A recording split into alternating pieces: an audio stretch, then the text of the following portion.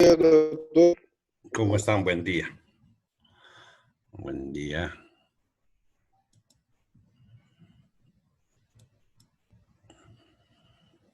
Bien, hoy día vamos a ver uno de los temas que iría casi a completar a lo que se refiere a la parte de la actividad médica y administración en la cuestión de controles y todas esas cuestiones que son parte de las actividades que se han sumado al tema médico, ¿no?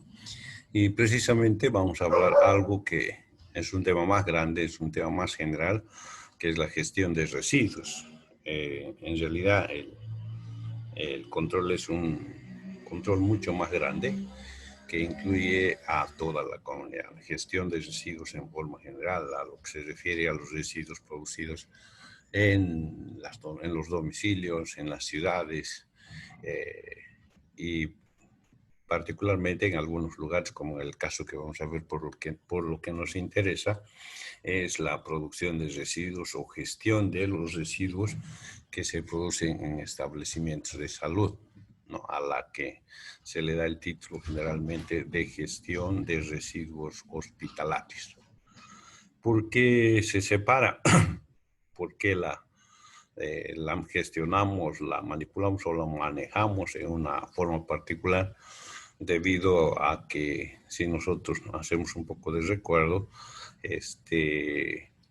el tema de los residuos biológicos, o sea, el tema del manejo de residuos biológicos que se producen o que son generados en los establecimientos de salud, tiene mucho más importancia que los otros, ya sea en cantidad, en la potencialidad de poder provocar problemas de salud a las personas y sobre todo porque son los lugares de donde pueden originarse a partir de estos problemas bastante graves que pueden afectar a toda la población. Entonces, por eso es que vamos a ver un poco completando para ver los temas de importancia en los cuales el manejo médico también está incluido, es el tema de gestión de residuos hospitalarios. Es un tema que ya está establecido, tiene una normatividad jurídica, tiene y se apoya en varios decretos, ya sea nacionales, también existe normativa internacional, en base a la cual se ha ido formando los protocolos y normativa que sirve para el manejo de este tipo de residuos, ¿no? Y se debe o se aplica principalmente en el tema de la práctica médica. En realidad nosotros desde el momento en que estamos ingresando a una casa de formación de profesionales, empezamos inclusive a tener contacto con este tipo de red. En la práctica médica, por ejemplo, cuando estamos desarrollando los estudios, normalmente hasta ahora por lo menos gran parte de las universidades aún siguen utilizando cadáveres, ¿no? La disección y la preparación de piezas generalmente se hace en los laboratorios de anfiteatro con cadáveres, ¿no? Y esto ya significa un manipuleo, un manejo de los residuos que se producen o lo que ocurre en los hospitales, sobre todo en algunas especialidades como la de cirugía, la de los estudios de anatomía patológica, en laboratorio, y todos esos que van a desarrollar actividades con la materia que se origina principalmente en personas y que contienen un alto porcentaje, bueno, en la mayoría de ellos tienen un alto porcentaje de material biológico que puede ser peligroso para las personas. Y lo mismo ocurre en la práctica odontológica, lo mismo ocurre en los laboratorios que acabamos de referirnos, laboratorios de apoyo de diagnóstico, anatomía patológica, laboratorio, incluyendo inclusive los estudios de gabinete, el apoyo de tratamiento, como en el caso del oncológico, con la presencia de químicos que se utilizan para hacer la quimioterapia y todas esas cuestiones que siempre nos van a producir residuos. Y otro tipo de actividades que están relacionadas con la salud humana, ¿no? Por ejemplo, el hecho de que las personas puedan y utilicen residuos en los cuales sirvan para protegerse ellos y proteger además los lugares donde van a estar internados, como el uso de pañales y todas esas cuestiones que también se convierten en residuos de importancia por contener una cantidad de residuos biológicos principalmente. Aquí les decía, hay una serie de obligaciones y derechos que se producen sobre todo en dos tipos de personas. Las obligaciones sobre todo en aquellas que son generadoras. Cuando estamos hablando de generadoras y estamos hablando de residuos, estamos hablando en forma general, en forma grande, porque si nos referiríamos a cada una de las personas, seguramente tendríamos muchísimas cosas que conservar. Entonces, de principio, por ejemplo, cuando decimos generador, nos referimos a los establecimientos, a las organizaciones, a los lugares donde se va a producir, se van a generar estos residuos.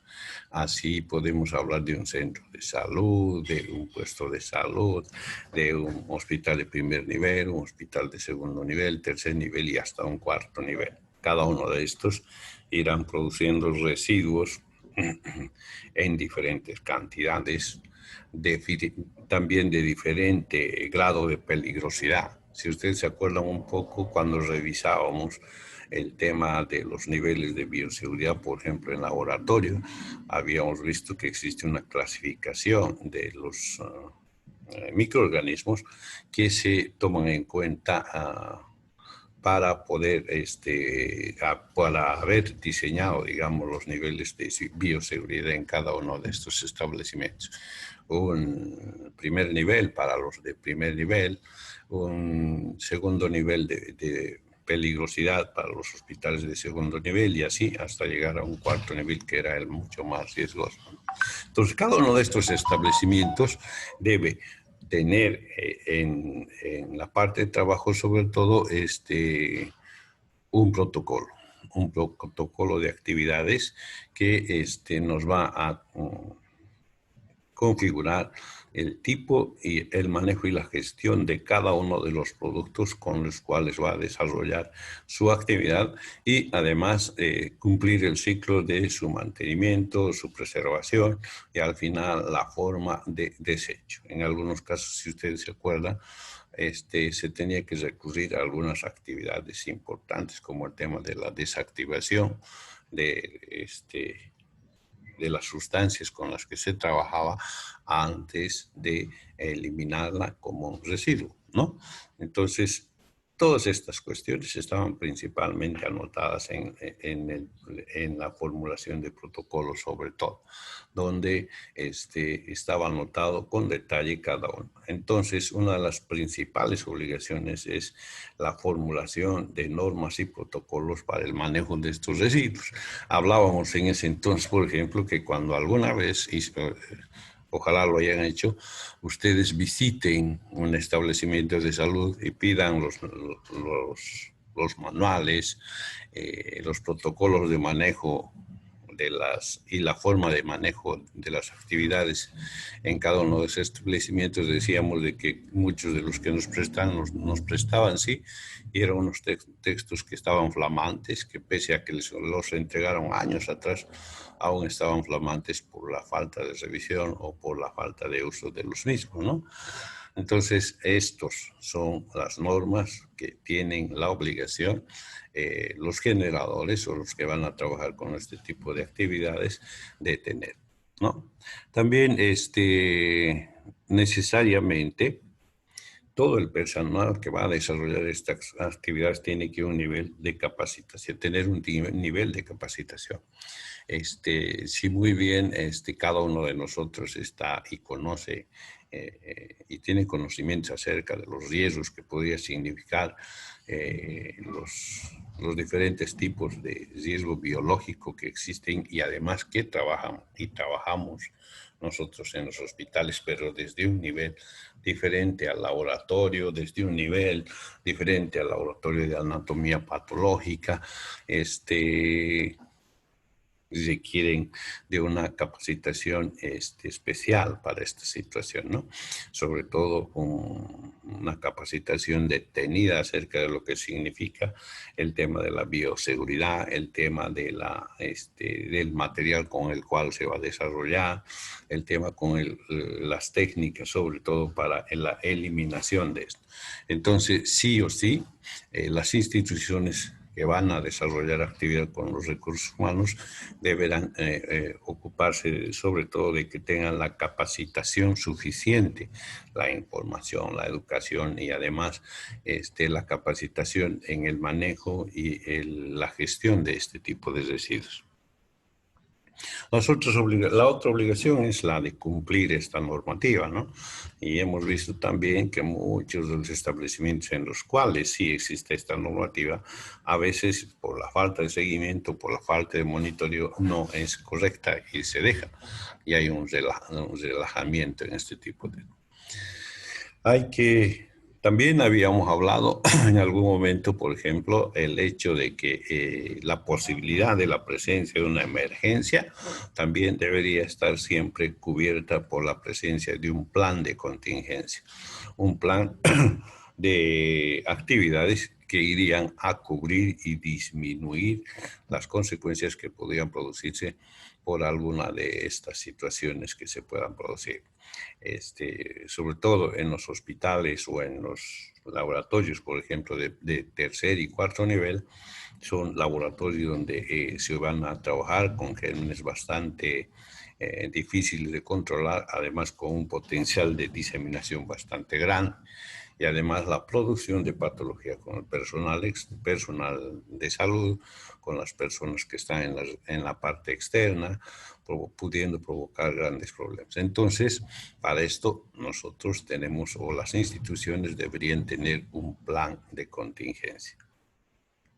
Lo mismo que el tema de la generación de residuos deberá tener sobre todo una actividad que prevea la posibilidad de desactivar estos residuos, ¿no? Tener un protocolo en el cual las actividades estén sobre todo basadas en que estos residuos, antes de ser eliminados, puedan ser desactivados. Y ahí me acuerdo, nosotros siempre habíamos hablado, por ejemplo, el tema del laboratorio, el ejemplo del laboratorio, donde citábamos el tema de las baciloscopías. Normalmente los laboratorios cuando hacen o hay una solicitud de una baciloscopía, se entrega un colector de más o menos unos 20 o un poco más de centímetros, al cual los pacientes siempre han traído una cantidad mayor, casi lleno los 20 cc, y que de las que se utilizaba mínimamente una mínima parte de esto, y que daba una cantidad de este producto que tenía una carga bacteriana bastante grave. Entonces sí, había que usar sustancias químicas antes de eliminar estos productos porque eran potencialmente riesgo biológico, porque si no se desactivaba podía provocar problemas, sobre todo en los manipuladores, o sea, la gente que está encargada de eliminar estos residuos, ¿no? Entonces, para eso usábamos sustancias químicas, las desactivamos y entonces recién podíamos ya sea eliminar o tomar otro camino como el tema de la incineración. Lo mismo, el hecho de transportar estos residuos que de por sí son riesgosos, deberían asegurarse estas instituciones de que el traslado hacia los lugares donde serían desactivados, eliminados, como en otros lugares, ponerlo en lugares o en recaudos seguros, entonces tener todo lo necesario para que en el trayecto no signifique un peligro para eso, ¿no? Entonces volver a utilizar o poner unos 2 o 3 envases. Si ustedes se acuerdan, por ejemplo, había una técnica que se llama y que se utiliza en estos lugares, que se llaman el triple envase, ¿no? Un envase, otro y otro, lo cual aseguraba de que estos productos, si es que no estaban desactivados, por lo menos tengan la seguridad que no iban a derramarse y provocar problemas por esta situación. Generalmente, hay lugares donde se van a situar estos residuos, sobre todo si no se podían desactivar, y dejar que por un tiempo ya establecido se mantengan en aislamiento y que a través del tiempo iban a desactivarse. Son lugares que generalmente ya están establecidos, tienen una técnica para desarrollar esta actividad. Y el tema de la obligación certificar que el manejo, el trayecto, el manipuleo de estos residuos de los cuales ellos se hacen cargo no van a significar un riesgo para las personas con las cuales trabajan, ¿no? En este caso, por ejemplo, las empresas que están a cargo como Suma, que es la empresa de recolección de residuos, bueno, en este caso es general, recoge todo el tipo de residuos, incluyendo los restos hospitalarios, para lo cual tiene un transporte particular y que supuestamente desarrollan todos estos artículos y estos pasos que se desarrollan en la eliminación de estos residuos, tendrían la obligación. También, sobre todo, en el tema de la atención de salud y otras actividades, ¿no? Que están relacionadas con la seguridad de las personas, como por ejemplo el manejo de suelos, ver el tema de los lugares de recolección de agua para el consumo, como se los conoce aquí, humedales, en algunos lugares como vertientes, y en el caso nuestro, pozos profundos de donde se obtienen el agua, y además los lugares de recreación deberían tener, sobre todo, la de tomar algunas medidas en las cuales los desechos, ya sea de cualquier tipo, no tiendan o no contaminen a estos lugares de los cuales las personas van a obtener este tipo de servicios. Agua, alimentos y todas esas cuestiones. Ahí hablábamos, por ejemplo, el tema de que muchas de las, gran parte de la población que vive a orillas del río Piraí utiliza esto en algún momento como agua para la irrigación de sus productos, lo cual si es que aún se mantenía o se mantiene como estaba su contaminación, ponía en cierto grado de riesgo a estos alimentos por su contaminación y a la población por el consumo de este tipo de alimentos, ¿no? Otra de las obligaciones que tiene es que estos productos, que antes normalmente, bueno, era casi normal que estos productos o residuos hospitalarios, por ejemplo, se quemen a cielo abierto, ¿no? Lo cual no aseguraba la, la seguridad de contaminación y que era una de las cosas que por la todavía cantidad mínima o pequeña que realizaba este tipo de actividad no era importante. Hoy sabemos que las cantidades de residuos de cada uno de los establecimientos es bastante grande, es muy importante, lo cual sí podría provocar muchos problemas. Y el tema del transporte, ¿no? Que antes era conjunto, se llevaba toda la basura sin clasificar, no importaba si era basura que tenía riesgo biológico, si era basura orgánica, si era basura inorgánica o si eran restos de aparatos electrónicos, todo en uno se ponía a un entierro sanitario, convirtiéndose, si es que toda esta basura era, por ejemplo, de unas 20 toneladas y a eso se agregaba 1 tonelada de restos residuos, entonces estos con el tiempo se convertían en 20 toneladas con riesgo biológico, ¿no? Porque este riesgo no se eliminaba, no se desactivaba y se depositaba en forma conjunta todo. Todo esto ha hecho de que, claro, hoy se haya mejorado mucho por algunos problemas que han surgido en muchos lugares, los cuales han ido haciendo de que esta normativa se vaya mejorando principalmente. Entonces, hay una serie de situaciones que tiene que cumplir la institución encargada de desarrollar esta actividad, porque normalmente son empresas las que desarrollan esta situación, y por otra parte existen otras actividades que tienen que cumplir, sobre todo en el tema de la autoridad, ¿no? Por ejemplo, es que las autoridades deben otorgar certificados de cumplimiento de las condiciones del sistema de habilitación de los servicios de salud, que los hospitales que se estén inaugurando o estén estableciendo como establecimientos de atención pública puedan y tengan todos los requisitos para este tipo de manejo, para que la gestión de residuos no resulte un peligro para las personas que van a acudir o demandar sus servicios. Entonces, en este caso, por ejemplo, entre los hospitales que tenemos, tienen diseñados, sabemos que tienen diseñados un sistema de recolección de residuos que, dependiendo de su gravedad, tienen ya una normativa a través de la cual se trata de disminuir, limitar o en realidad eliminar el riesgo que significa este tipo de residuos, ¿no? Se tiene, por ejemplo, el tema de la desactivación, se tiene el tema de la clasificación de los residuos, hasta se tiene un sistema de transporte especial para los residuos muy peligrosos, lo cual no siempre está desarrollándose un 100%, pero que existe, sí existe. Entonces, existen una normativa, existen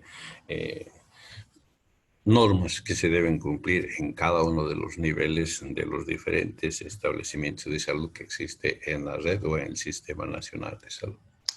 Bien, en el tema de la, por ejemplo, clasificación de residuos hospitalarios y similares, vamos a ver tres tipos de residuos. Lo que normalmente está de un color verde significa los residuos no peligrosos, ¿no? Entre los que vamos a citar, por ejemplo, aquellos que son producidos generalmente por los pacientes que están internados.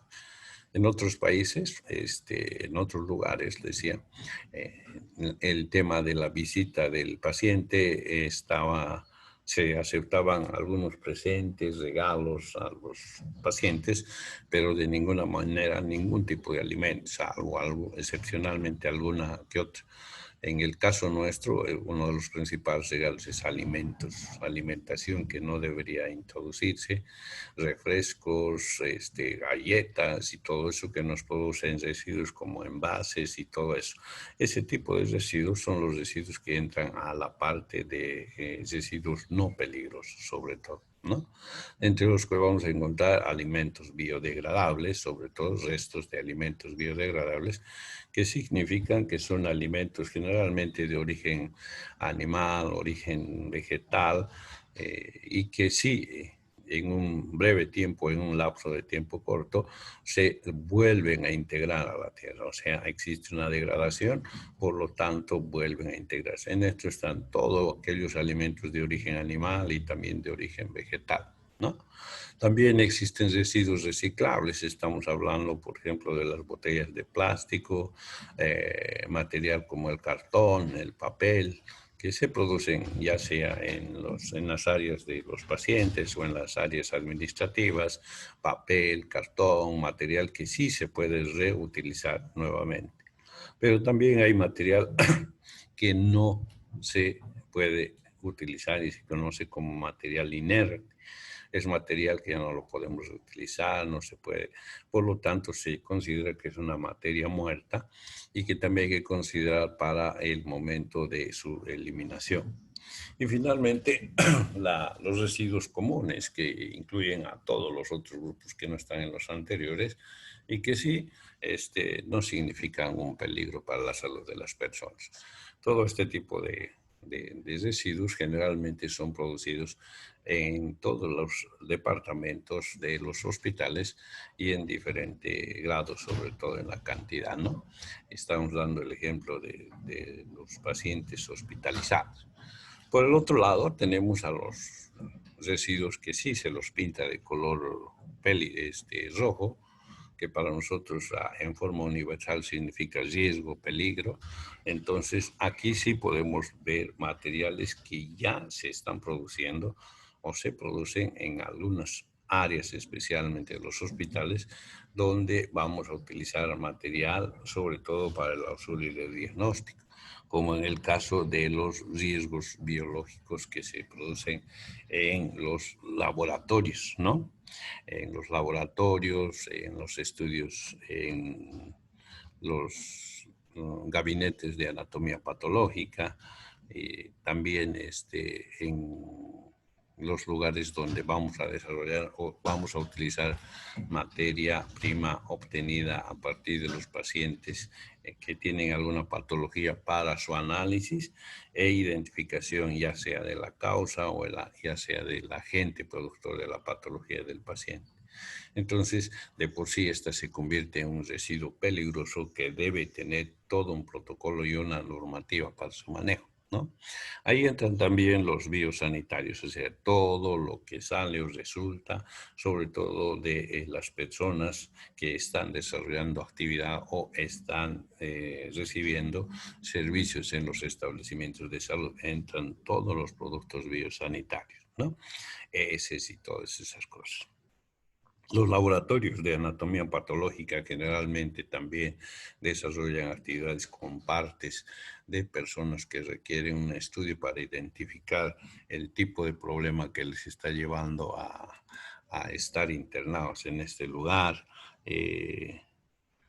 Material cortopunzante que se produce en los hospitales, como son agujas, jeringas, escalpelos y todo ese material que puede significar un riesgo debido a que aún tienen residuos precisamente de todo lo que anteriormente hemos indicado, sangre, líquidos corporales y todas esas cuestiones que tienen un alto contenido en el tema de los agentes productores. Y también la presencia de la posibilidad de presencia de algunos animales, ¿no?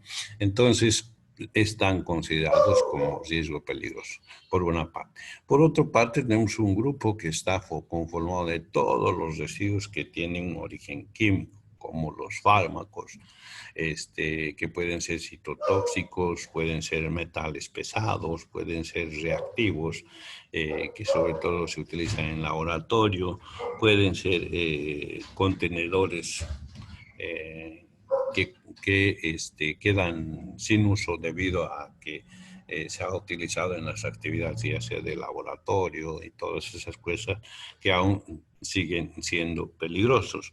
Además del tema de sustancias como aceites, combustibles, anestésicos que pueden haberse utilizado también y que hayan quedado algunos residuos que en realidad también se convierten en residuos de carácter químico y además residuos peligrosos. El otro grupo, el que debemos considerar también es la presencia de residuos radioactivos, aquellos que se utilizan sobre todo en terapia o en el uso de medios para diagnóstico, ¿no? Entonces, si se fijan ustedes, es un grupo de residuos bastante importantes y una cantidad también bastante importante dependiendo del tipo de hospitales de los que salen, pero que la única variación, podríamos decir, son las cantidades. Igual, un hospital de primer nivel, un segundo y un tercer nivel tienen la presencia de este tipo de residuos que va a meritar un manejo especializado, sobre todo de este tipo de... Existe un plan en casi todos los hospitales en los cuales está detallado cada una de las actividades que se debe cumplir para poder cumplir con esta gestión de residuos y disminuir o eliminar la peligrosidad de cada uno, ¿no? Este plan, que se conoce como Plan de Gestión Integral de Residuos Hospitalarios, que tiene un respaldo jurídico, está sobre todo resumido en 15 puntos que lo vamos a leer y se basa principalmente en el diagnóstico ambiental y sanitario, que se va a ver sobre todo la situación en la que se encuentra el entorno en la cual va a desarrollar sus actividades, el establecimiento con el cual se va a desarrollar la actividad. ¿no? Dos, un programa de educación y formación que generalmente es permanente al personal y también a las personas que vengan a recoger servicios, ¿no? Segregación de la fuente, un sistema de separación sobre todo de la producción o origen de estos residuos, y si son residuos bastante importantes como el tema del laboratorio, manejo de residuos como en las materia de baciloscopía, entonces van a requerir un sistema de desactivación antes de su eliminación. El manejo o la forma en la cual se debe manejar, manipular estos productos, ya sea para su distribución, ya sea para el uso o para su eliminación en cada uno de los establecimientos de salud. Tener un sistema también de almacenamiento que asegure la falta o la ausencia de problemas que puedan significar riesgo para las personas, para el personal, así como las personas en quienes se va a utilizar este tema, ¿no? Selección de tratamiento y disposición final, tener un sistema y un protocolo en el cual se pueda conocer cuál es el producto que mayormente se puede utilizar con cada una de las personas. Existe un sistema de este tipo. Control de fluentes líquidos y emisiones atmosféricas. Es norma que todos los establecimientos de salud que tengan este tipo de riesgos tengan un sistema de eliminación de residuos sólidos y líquidos. Entonces, existe una forma, existe un transporte y existe además la gente especializada de manipular este tipo de residuos, ¿no? Un plan de contingencia en el hecho de que por falta de control, supervisión o accidente pueda producir la diseminación, por ejemplo, de un agente patológico capaz de producir un problema o una emergencia sanitaria. En cada una de estas situaciones, en cada uno de los establecimientos deberá haber un plan de contingencia, un plan de emergencia o un plan de prevención. Un plan de prevención en el caso de que exista la posibilidad y no se haya producido. Un plan de contingencia donde el problema ya se haya producido y se requiera tomar medidas para disminuir la posibilidad de daño o hacer mitigación, se conoce así, y también disminuir o limitar los riesgos o los problemas que pueden producirse a partir de esto. Desarrollar auditorías internas y externas que son de seguimiento y supervisión para ver los resultados de la forma en la que se manejó o para identificar la posibilidad de haberse producido un accidente o alguno de estos eventos inesperados. Informes y reportes a autoridades ambientales, si es que hubiera, sobre todo a fin de gestión o la presencia de algún evento no esperado que se haya producido en un periodo de la gestión, ¿no? Programas de tecnologías limpias, cronograma de actividades, donde se anota cada una de las actividades de estos planes que se van a desarrollar, la revisión constante y el mejoramiento continuo, eso se llama monitoreo y supervisión, para ver de que el trabajo se haya podido desarrollar. Por ejemplo, aquí tenemos un cuadro en el cual vamos a ver de que existe el primer paso, que es el diagnóstico de este tipo de cuestiones, ¿no? En esto podemos anotar sobre todo la clasificación de los residuos, de la forma en la que se va a manejar. En el primer grupo, como vemos acá, están los residuos peligrosos, en los cuales se clasifican sobre todo en reciclables y ordinarios e inertes. Eso significa los reciclables, que es material que se puede reutilizar, ya sea por la institución o por otras personas particulares. En este caso estamos hablando de reciclables, de bolsas de plástico, recipientes de polipropileno, bolsas de suero y polietileno sin contaminar y que no provengan de pacientes con medidas de aislamiento. Ahí seguramente en este cuadro anotaremos la cantidad que se está esperando recoger con los antecedentes que se tenga anteriormente, ¿no? En el caso de los ordinarios, donde están servilletas, empaques de papel plastificados, barrido, colillas, icopor, vasos desechables, papel carbón, tela, radiografías, que generalmente son material que no se va a poder reutilizar, entonces también se pone la cantidad que se espera manejar en el año basado en la información que se puede tener de gestiones anteriores. Esto nos va a dar cuenta más o menos de que si la actividad se ha cumplido y se ha llegado a cumplir lo que se estaba esperando o no se ha cumplido o se ha rebasado, digamos, la cantidad. Eso nos va a servir de información para la nueva actividad que podamos desarrollar en la siguiente gestión.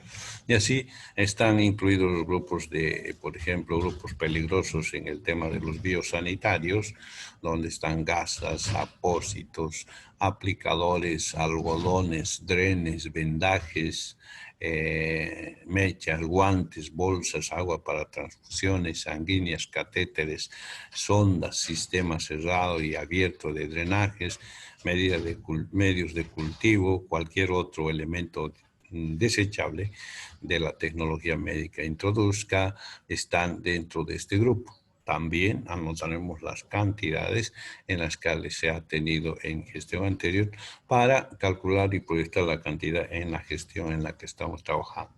Tenemos también anatomía patológica, sobre estudios anatomopatológicos, piezas de anatomía patológica que van a ser utilizados en esta y que se convierten en restos peligrosos, como son partes del cuerpo,